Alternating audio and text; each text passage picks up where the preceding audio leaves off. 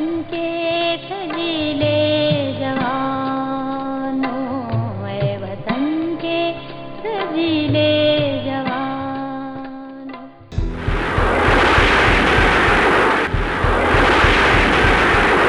آج سے 56 سال قبل 6 ستمبر 1965 کی ایک شام ہندوستانی فوج نے پاکستان پر مہم جوئی کا ارادہ کیا۔ یہ دن پاکستانی تاریخ میں ایک طلسماتی داستان سے زیادہ کا درجہ رکھتا ہے۔ اس دن پاکستانی افواج نے دشمن کے اچانک ہونے والے حملے کو پسپا کرتے ہوئے دشمن کو کنٹرول لائن کے دوسری طرف دھکیل دیا۔ 6 ستمبر کی صبح جب ہندوستان نے حملہ کیا تو ساری قوم، فوجی جوان اپنے فرائض کی ادائیگی میں مصروف ہو گئے۔ صدر مملکت فیلڈ مارشل محمد ایوب خان کے ایمان افروز اور جذبہ مرد مجاہد سے لبریز قوم سے خطاب کی وجہ سے ملک اللہ اکبر اور پاکستان زندہ باد کے نعروں سے گونج اٹھا۔ میرے عزیز ہم وطنوں، السلام علیکم۔ 10 کروڑ پاکستانیوں کے امتحان کا وقت آ پہنچا ہے۔ آج صبح سویرے ہندوستانی فوج نے پاکستان کے علاقے پر لاہور کی جانب سے حملہ کیا اور بھارتی ہوائی بیڑے نے وزیر آباد اسٹیشن پر ٹھہری ہوئی ایک مسافر گاڑی کو اپنے بزدلانہ حملے کا نشانہ بنایا۔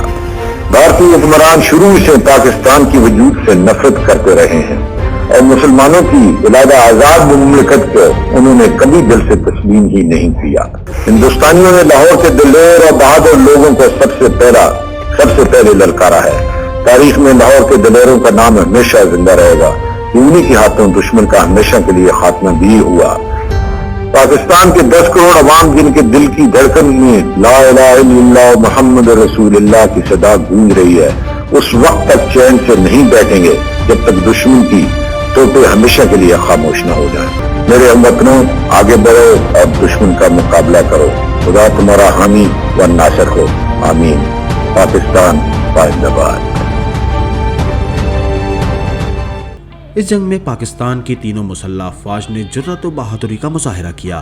جنگوں کی تاریخ میں دوسری جنگ عظیم دوئم کے بعد ٹینکوں کی سب سے بڑی لڑائی سیالکوٹ کے ایک علاقے چونڈا کے مقام پر لڑی گئی، جہاں پاکستانی فوج کے جوانوں نے اپنے جسموں پر بم باندھ کر ہندوستانی فوج اور ٹینکوں کو نیست و نابود کر دیا۔ پاکستانی فوج کی زبردست کارروائی نے دشمن کے 45 ٹینک تباہ کر دیے اور کئی ٹینک قبضے میں لے لیے۔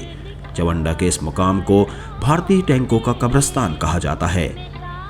لاہور کے ایک اور جنگی محاذ پر میجر عزیز بھٹی پہرا دے رہے تھے۔ میجر عزیز بھٹی مسلسل 5 دن تک بھارتی ٹینکوں کے سامنے سیسا پلائی دیوار کی طرح ڈٹے رہے اور بالآخر 12 ستمبر 1965 کو بھارتی ٹینک کا گولہ چھاتی پر کھایا اور جام شہادت نوش کر گئے۔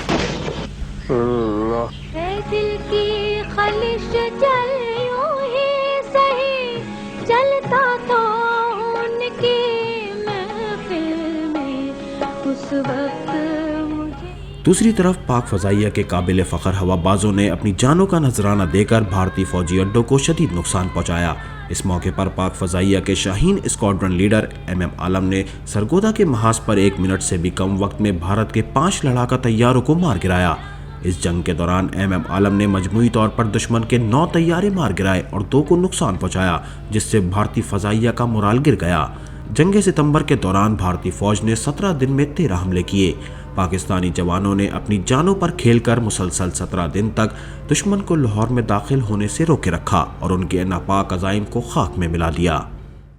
There is no power on earth that can undo Pakistan.